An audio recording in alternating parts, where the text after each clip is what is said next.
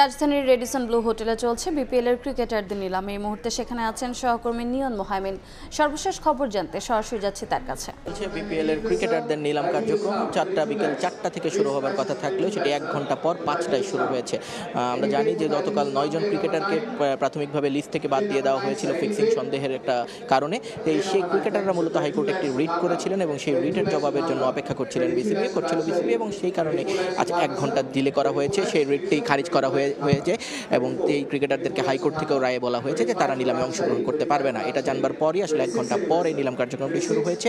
এই মুহূর্তে category C যে ক্রিকেটাররা আছেন তাদের নিলাম কার্যক্রমটা চলছে। তবে সেই জায়গায় সবচেয়ে বড় চমক এখন পর্যন্ত বলতে হয় ক্যাটাগরি এ থেকে নাইম শেখ, তিনি 1,10,00,000 টাকায় কিন্তু বিক্রি হয়ে গেছেন। তাকে কিনে এনেছে চট্টগ্রাম ওয়ারিয়ার্স এবং এখন পর্যন্ত এটাই সর্বোচ্চ দাম।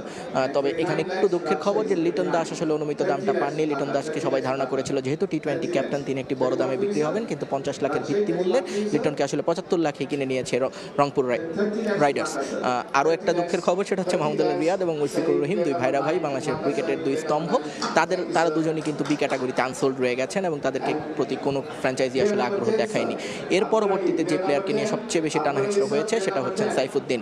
গতকাল আয়ারল্যান্ডের বিপক্ষে যে ইনিংসটা তিনি খেলেছেন তারপরে আজ বিডে আসলে তাকে নিয়ে একটু কারাকারি হবে, সেটা খুব স্বাভাবিক ছিল এবং সেটাই আমরা দেখেছি এবং বেশ 3-4টি ফ্র্যাঞ্চাইজিকে আমরা দেখেছি সাইফুদ্দিনকে নিয়ে কিন্তু কারাকারি করেছে এবং শেষ পর্যন্ত সাইফুদ্দিনকে 68 লাখে ঢাকা ক্যাপিটালস তারা কিনে নিয়েছে।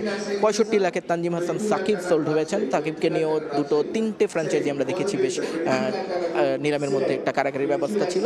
তবে নিলামের সবচেয়ে মজার ব্যাপার হচ্ছে নিলামের প্রায় 12 বছর পর যেহেতু নিলামটা আবার হচ্ছে, এতদিন প্লেয়ার ড্রাফট হতো, নিলামের নিয়মকানুনে কিছু পরিবর্তন এসেছে, কিছু নিয়মকানুন এবার নতুন করে দেওয়া হয়েছে, যে কারণে কিন্তু এখানে একটু ভুলভ্রান্তি হচ্ছে, ভুল বোঝাবুঝি হচ্ছে, যেটা নিয়ে কিন্তু নিলাম বারবার থেমে যাচ্ছে।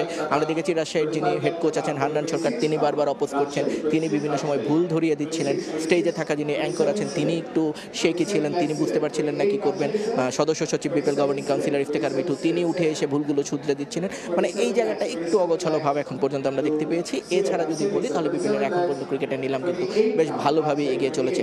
ক্রিকেটাররা অনেকে দুর্দান্ত দাম পাচ্ছেন, অনেকে অনুমিত দাম পাননি। যেমন বলতেই হয় তাওহিদ হৃদয়ের কথা, 92 লাখ টাকায় কিন্তু তাকে রংপুর রাইডার্স কিনে নিয়েছেন। তিনি 25 লাখ টাকার ভিত্তি মূল্যের ছিলেন এবং তাকে নিয়ে বেশ কারাকারি ছিল। 3টি ফ্র্যাঞ্চাইজি কিন্তু বারবার চেষ্টা করছিলেন। এখন ক্যাটাগরি সি চলছে, এরপর ডি, ই, এফ আর 3টি ক্যাটাগরি রয়েছে, তারপর আসলে বিদেশি ক্যাটাগরির দিকে